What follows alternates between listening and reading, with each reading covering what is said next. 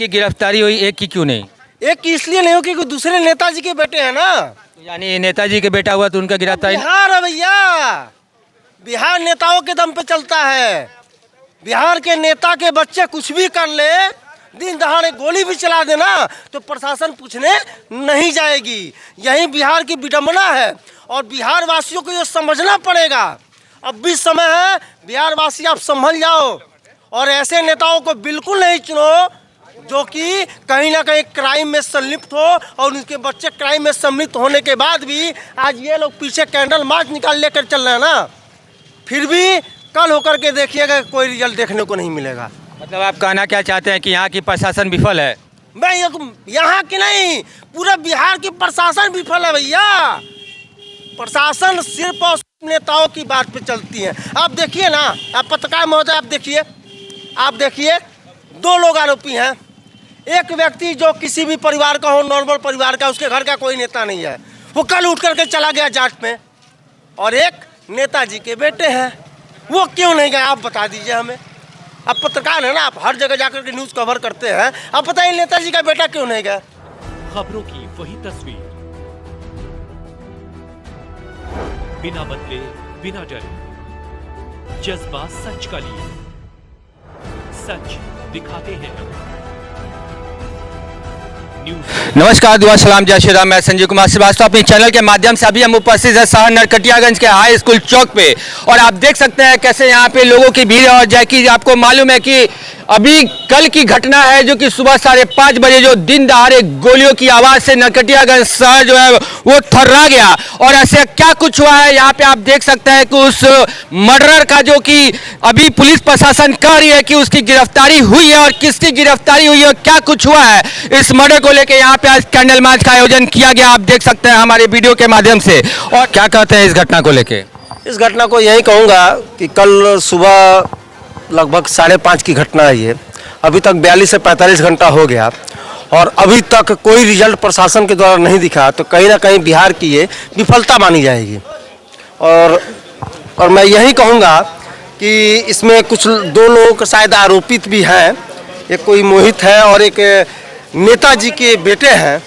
तो शायद मोहित किसी नेता के परिवार के नहीं है, इसलिए कल ही उनको उठा करके प्रशासन जांच में भेज दी, उनसे पूछताछ हो रही है। एक की गिरफ्तारी हुई, एक की क्यों नहीं?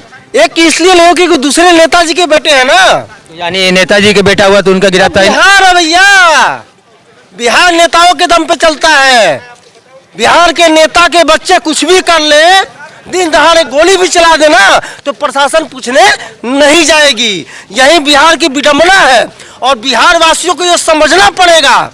अब भी समय है, बिहार वासी आप संभल जाओ और ऐसे नेताओं को बिल्कुल नहीं चुनो जो कि कहीं ना कहीं क्राइम में संलिप्त हो और उनके बच्चे क्राइम में सम्मिलित होने के बाद भी आज ये लोग पीछे कैंडल मार्च निकाल लेकर चल रहे हैं ना, फिर भी कल होकर के देखिएगा कोई रिजल्ट देखने को नहीं मिलेगा।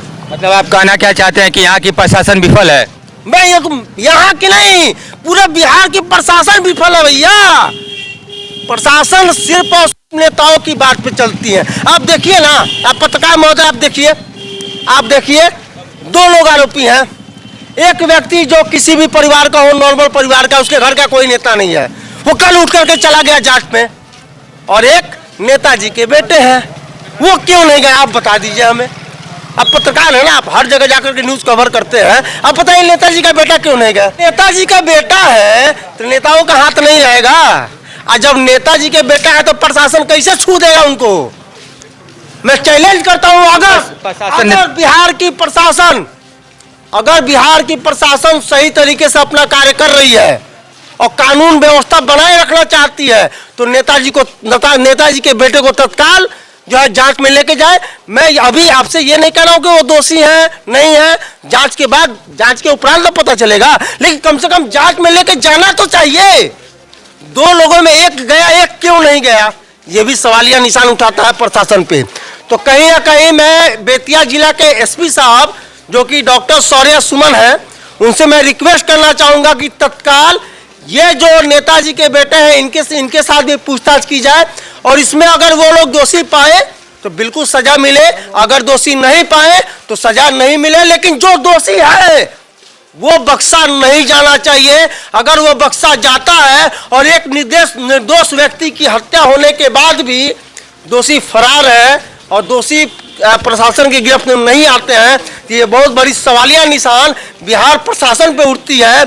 और कहीं ना कहीं इसमें एक और बात मैं कहना चाहूंगा पत्रकार महोदय, कि नेताओं के पिछलगुआ बन चुकी है बिहार की प्रशासन।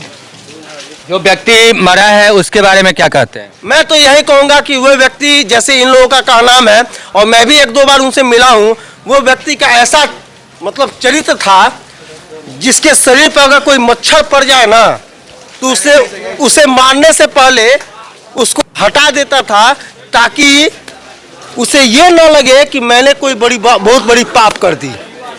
आप समझ सकते हैं, मच्छर जिसको हम लोग भी देखते हैं तो कहते हैं कि भाई गंदगी से आया हुआ है, गंदगी से पैदा हुआ है, उसको भी मारने से पहले वो व्यक्ति सोचता था। उस व्यक्ति की निर्मम हत्या हो गई, तो कहीं ना कहीं ये बिहार प्रशासन पे बहुत बड़ा सवालिया निशान है कि वैसे व्यक्ति के निर्मम हत्या के बाद भी 42 से 45 घंटे के बाद भी अभी तक जो भी आरोपी है और जो भी दोषी है, जो अपराधी है, वो अभी तक प्रशासन की गिरफ्त से बाहर है। जैसा डीएसपी साहब ने कहा है कि 24 घंटे के अंदर जो है हम दोषी को आपके सामने लाके खड़े कर देंगे। ये बताइए कि कल सुबह 5:30 की घटना है, अभी कितना बज रहा है बताइए?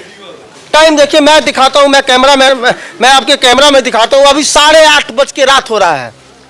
कितना घंटा हुआ? 24 घंटा हो गया क्या?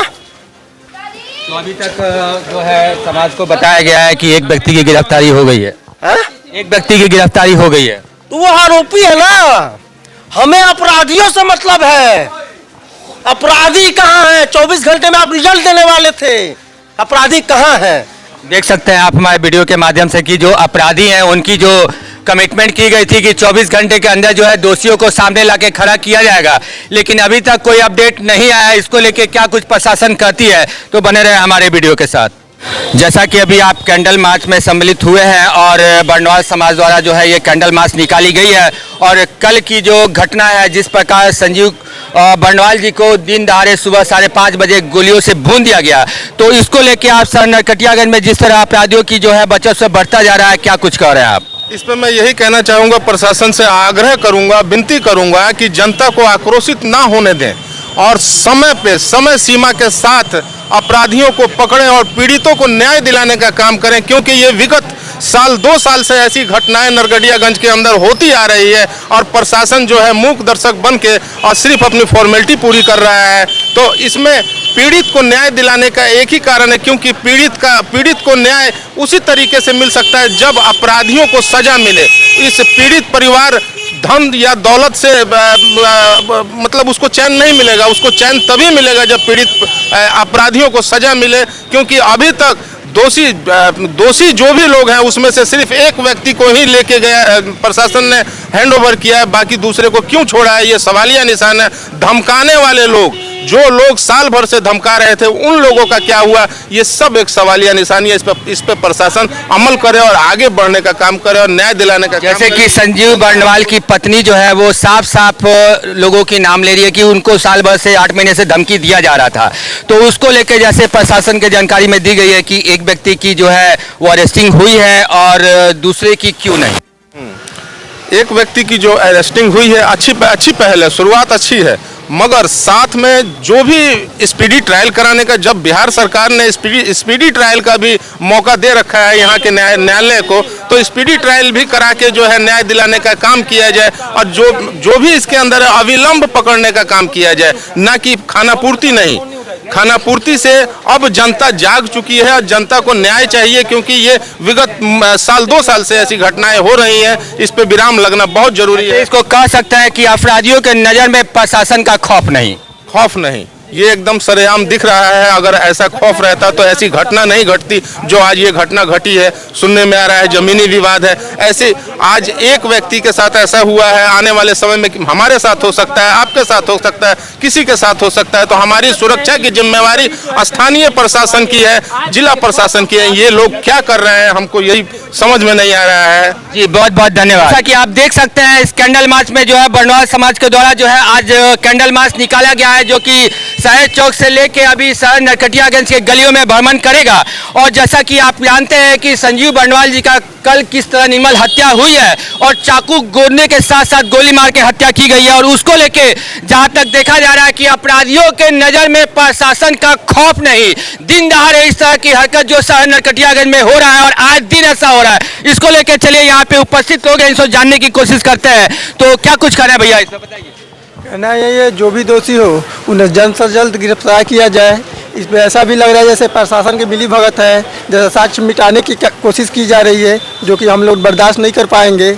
इसके लिए कड़ी से कड़ी आंदोलन हम लोग करेंगे। क्या कहते हैं भैया, जैसे कि कहा जा रहा है कि उनकी धर्मपत्नी के द्वारा जो 4 महीना 8 महीना से जो धमकी दी जा रही है, उसको लेके प्रशासन के द्वारा जानकारी दी गई कि एक गिरफ्तारी हुई है, तो इसको लेके क्या कहते हैं भैया?